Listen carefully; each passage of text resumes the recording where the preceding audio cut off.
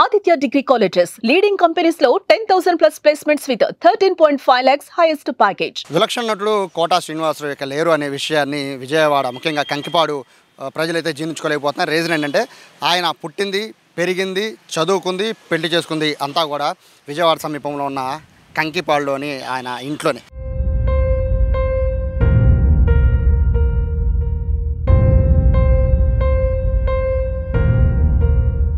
ప్రస్తుతం నేను ఇంటి దగ్గర ఉన్నాను కంకిపాడులో.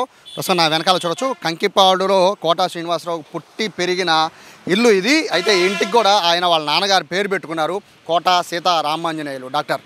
ఆయన పేరు పెట్టుకున్నారు. ఇక్కడ ఎవరిని అడిగినా కూడా, కంకిపాడులో ఎవరిని అడిగినా కూడా కోటా గురించి చాలా గొప్పగా చెప్తూ ఉంటారు. సో కోటా ఇల్లుని ఇప్పుడు చూద్దాం. బేసిక్గా ఇక్కడ ఇల్లు లేదు, ఎందుకంటే ఆయన పెళ్ళైన తర్వాత ఆయన ఇక్కడి నుంచి హైదరాబాద్ వెళ్ళిపోయారు. ఇక్కడ ఉన్న ఇంటిని, ఆయన పుట్టి పెరిగిన ఇంటిని, అలాగే అన్నదమ్ములు అందరూ కూడా ఇక్కడే పుట్టి పెరిగారు. ఆ ఇంటిని పడేసి మళ్ళీ ఒక పెద్ద ఇల్లు కడదామని ఆయన ఆలోచన చేశారు. కానీ ఆయన ఆలోచనలో మాత్రమే ఉండిపోయింది. ప్రస్తుతానికైతే ఇల్లు లేదు, కానీ లోపల కొంతమందిని అయిన వాళ్ళని, చిన్నప్పటి నుంచి అదే ఇంట్లో పుట్టి పెరిగిన వాళ్ళని ఈ ఇంటికి వాళ్ళు ఏంటంటే ఒక కేర్ టేకర్ల కింద చుట్టూ, అంటే ఈ స్థలానికి కానీ లేదా ఆయన ఉన్న ఒక పెద్ద రేకుల షెడ్ ఉంటుంది, మొత్తానికి కూడా ఇక్కడ కేర్ టేకర్లుగా కొంతమంది నియమించుకున్నారు. వాళ్ళే ప్రస్తుతం ఇక్కడ ఉంటున్నారు.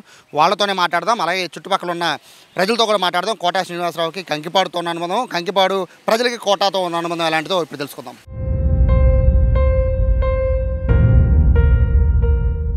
కోటా లేరు, కోటా పుట్టి పెరిగిన ఇల్లు కూడా ఇక్కడే లేదు, కానీ కోటా జ్ఞాపకాలు మాత్రం కంకిపాడులో చాలా ఉన్నాయి. ప్రస్తుతం ఆ ఇంటి దగ్గర, పుట్టి పెరిగిన ఇంటి దగ్గర ఉన్నాను. ప్రస్తుతం నా వెనకాల కనబడుతున్న ఖాళీ స్థలం అంతా కూడా కోటా శ్రీనివాసరావు, దాదాపు 70 సెంట్ల ఈ స్థలం అంతా కూడా కూతుళ్ళు కొడుకు పేరు మీద కోటా శ్రీనివాసరావు రాసేశారు. అయితే ఇక్కడ ఒక 2 ఫ్లోర్స్ బిల్డింగ్ ఉండేది. ఇప్పుడు మనము ఈ ఫ్రేమ్లో చూసినట్టు ఇక్కడ నుంచి, ఈ బిల్డింగ్ నుంచి మొదలు పెట్టుకొని దాదాపు ఈ గేట్ వరకు కూడా ఒక 2 ఫ్లోర్స్ బిల్డింగ్ ఉండేది. ఆ బిల్డింగ్లోనే కోటా శ్రీనివాసరావు పుట్టారు. ఆయన అలాగే ఆయన అన్నదమ్ములంతా కూడా ఇక్కడే పుట్టారు. కోటా శ్రీనివాసరావు చదువుకుంది, ఆడుకుంది మొత్తం కూడా ఇది కంకిపాడు రోడ్ల మీదే. అలాగే ఆయన చదువుకుంది, పెళ్ళయింది, అలాగే పెళ్లి తర్వాత ఉద్యోగం చేసింది కూడా ఇక్కడి ఇంటి నుంచే. అయితే ఆయన ఇంటిని పడగొట్టి రెనోవేట్ చేసి పెద్దిల్లు కడదామనే ఆలోచన వచ్చిన తర్వాత ఆలోచన అనేది పూర్తిగా అది ఆచరణలోకి తీసుకురాలేదు. కానీ ఒక చిన్న రేకుల షెడ్ ఇక్కడ వేయించారు, అది కూడా కేర్ టేకర్స్.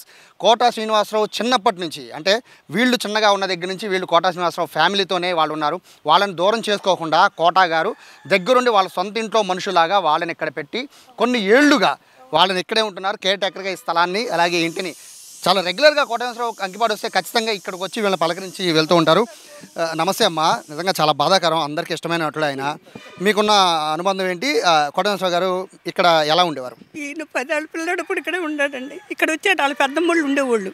ఇక్కడ ఉండిపోయి ఆంజల్ డాక్టర్ గారు మీద అన్నీ అయిపోయింది. వాళ్ళ నాన్నగారు ఆంజల్ డాక్టర్ గారు. అయితే ఈ 10 ఏళ్ళ పిల్లడు ఇప్పుడు వచ్చాడు, పెద్దడు అయ్యాడు. ఆయన శ్రీనివాసరావు గారు ఈయన ఆడుకునేవాళ్ళు, చేసుకునేవాళ్ళు. పెళ్ళిళ్ళు కూడా అందరు ఇక్కడే అయిపోయింది.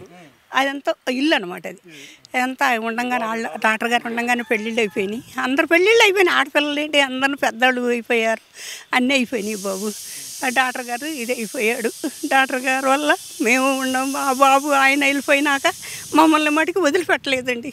మేమంటే ఎంత ఇష్టమో అసలు. నన్ను ఆడపిల్లలాగా చూసుకున్నారండి వాళ్ళు. అసలు నా ఆడపిల్లలు లేని దానికి మళ్ళీ చూసుకున్నారు. అటు పని బాబు, ఇంత జరిగింది బాబు. ఇది ఆయన వెళ్ళిపోతున్నాకు చాలా బాధగా ఉంది బాబు. అసలు నన్ను ఆడపిల్లలాగా అన్నదమ్ముడులాగా ఉన్నాడు బాబు. నాకు ఇంటికి వెళ్ళబుద్ధి కట్టలేదు బాబు. అసలు ఏం చేస్తారు ఏంటో మరి. ఇదంతానేమో కొడుకు రాసేసాడు, మనవడికి. ఇవన్నీనేమో కూతుళ్ళకి రాసేసాడు.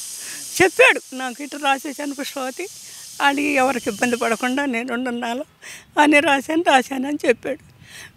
వచ్చాడు మొన్న ఒక రోజు 4 నెలలు నాడు, 2 నెలలు నాడు, 3 నెలలు నాడు వచ్చాడు బాబు. వచ్చాడు, కూర్చున్నాడు. పుష్పవతి ఇప్పుడు మాకు ఏం బాగలేన్నాడు. వాళ్ళ భార్యకి ఏం బాగుంటలేదు, మంచాన ఉందంట. ఏం బాగుంటలేదు పుష్పవతి అని బాబు కళ్ళు నీళ్ళు పెట్టుకున్నాడండి. బాబు ఏం వదలే బాబు గారు అంటే, ఏమవుద్దో ఏంటో అన్నాడు. అది మొత్తమే మాకు ఇది అంతే, మళ్ళీ రాలేదు. ఇక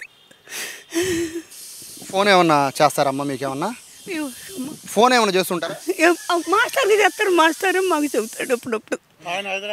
ఆయన ఇప్పుడు హైదరాబాద్లో, ఆయన కూడా ఎందుకు కూతురు కోసం వెళ్ళి హైదరాబాద్లోనే ఉంటాడు. ఆ ఇల్లు ఇచ్చాడు, ఆయన కట్టి ఉంటే ఆయన ఉండన్నాలే, మనకు సొంతమేం కాదు, మనకొద్దు. ఇంతవరకు ఉండామంటే బాబు వాళ్ళు అయింది కదా. ఆయన సెలవే, నా బిడ్డల సెలవు, నా 3 కొడుకులు పెళ్ళిళ్ళు అయినాయి. మనవాళ్ళు మనవరాళ్ళు అందరూ పెళ్ళిళ్ళు అయిపోయినాయి. కోటా గారి దయ వల్లే. అంత ఈ దుడ్డునే జరిగిపోయింది. సో పెద్ద ఆయన ఉన్నారు, ఈయన 10 ఏళ్ల దగ్గర నుంచి కోట గారితో పాటు కలిసి స్నేహంగా ఉండేవారు. మిమ్మల్ని చిన్నప్పటి నుంచి కలిసి ఉన్నా కూడా మిమ్మల్ని వదులుకోకుండా ఇంత పెద్ద స్థలానికి కంకిపాడి సెంటర్లో సో ఇక్కడ మిమ్మల్ని ఇక్కడే ఉంచి ఒక షెల్టర్ నుంచి మీ పిల్లల పెళ్ళిళ్ళు మనవల పెళ్ళిళ్ళు అన్నీ కూడా చేశారు కదా. సో ఎలా ఉండే చిన్నప్పటి నుంచి కోట గారు ఎలా ఉండేవారు? అయ్యా, మేము కులానికి మంగళమైన వారు బ్రాహ్మణులైనా ఒక అన్నదమ్ములాగా ఇంట్లో అన్నదమ్ములు ఎలా ఉంటారో అలా ఉండాలి, తిరుగుతూ ఉండాలి. అంతేగాని నువ్వు దూరం ఉండాలని సమస్య లేదు. నాన్నగారి కానించి వాళ్ళ ఆడపడుతులేంటి శ్రీనివాస గారు, వారి అన్నగారు, వారి తమ్ముడు గారు అందరూ కూడా అంత ప్రేమగా చూసేవాళ్ళు నన్ను. నేను 10 సంవత్సరాలు కురవడప్పుడు వచ్చాను ఈ దొడ్డేకి. తర్వాత మా అమ్మ చచ్చిపోయారు. చచ్చిపోయిన తర్వాత ఇక తాతగారే పని చేస్తా ఇక్కడే ఉండిపోయాం. ఆ తర్వాత ఈయన చదువుకుంటూ ఉండేవాడు అప్పుడు శ్రీనివాసరావు. నేను కొద్ది గొప్ప బళ్ళకి వెళ్ళాను 2-3 ఏళ్ళ వరకు ఆయన మటే ఇక్కడ స్కూలు ఇది. ఆ తర్వాత ఈ పని మూలాన ఇది మాకు కుదరలేదు. ఆయన మెల్లిగా చదువుకొని బ్యాంకు ఉద్యోగానికి వచ్చాడు. డాక్టర్ గారే ఇక్కడ బ్యాంకు ఉండగా ఉద్యోగం వచ్చింది కంకిపట్టలో. ఆ బ్యాంక్ అయిన తర్వాత హైదరాబాద్ మారారు. హైదరాబాద్ మారిన తర్వాత ఈ బ్యాంకు ఉద్యోగం చేత ఈ సినిమా నిర్మాతలు ఎట్లా అయ్యారో మరి ఆయనకి తెలీదు. పెట్టుబడి కోసం వచ్చారేమో కానీ మెల్లిగా అది పెట్టాడు ఛాన్సు. అప్పుడు కొద్ది చిన్న పాత్రలు వచ్చేవి. ఏది గుమస్తాగానో టీలు అందిస్తాం, కాపీలు అందిస్తాం అటువంటిది. తర్వాత పతికట్టం తీశారు. పతికట్టం విశాఖపట్నంలో షూటింగ్ జరుగుతుంది. అప్పుడు చచ్చిపోయాడు వాళ్ళ నాన్నగారు ఇక్కడ. ఏమన్నా కబురు చేసాం, వచ్చాడు. వచ్చిన తర్వాత బ్రాహ్మణులు కదా నిత్యకర్మ చేయాలి కదండి.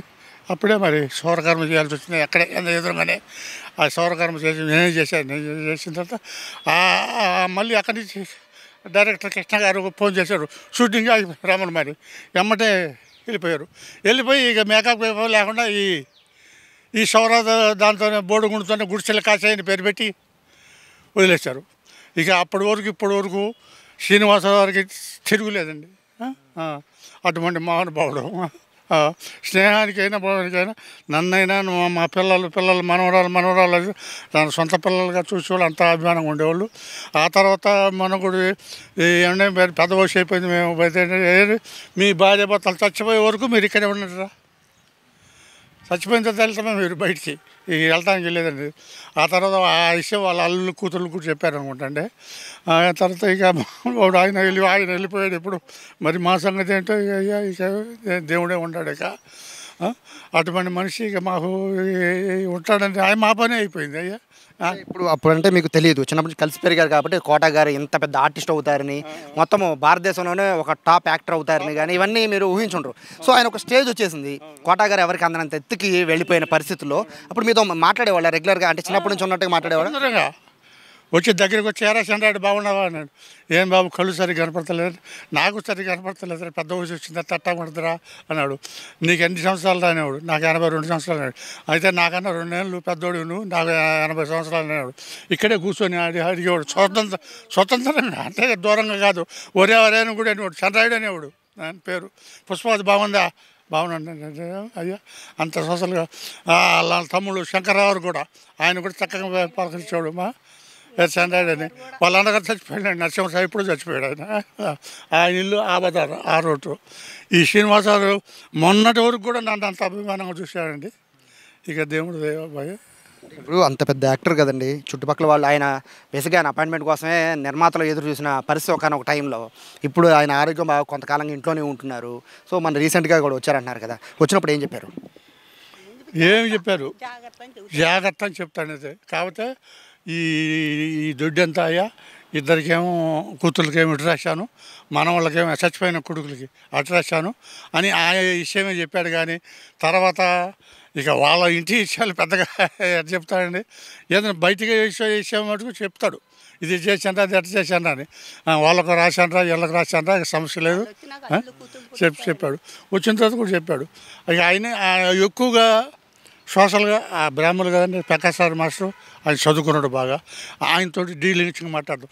మనతో ఏదో మోటుగా ఊనే 1 మాట 2 మాటలు ఉండండి మాట్లాడినా మిమ్మల్ని ఇంత దగ్గర తీసుకోవడం గొప్ప కదా. అదే అండి అయ్యా ఆ స్వయానం అన్నదమ్ముళ్ళలాగానే దగ్గరికి తీసుకొని మాట్లాడేవాడు. అంతేగాని తేడాగా నువ్వు ఎందుకని తేడాగా చూసేవాడు కాదు. అంత మౌనపడండి ఆయన. మరి నేను ఏం చేయాలి, అంతకన్నా అంత నేను ఆయన గురించి చెప్పదలుచుకుని నాకేమో మాటలు రావట్లా.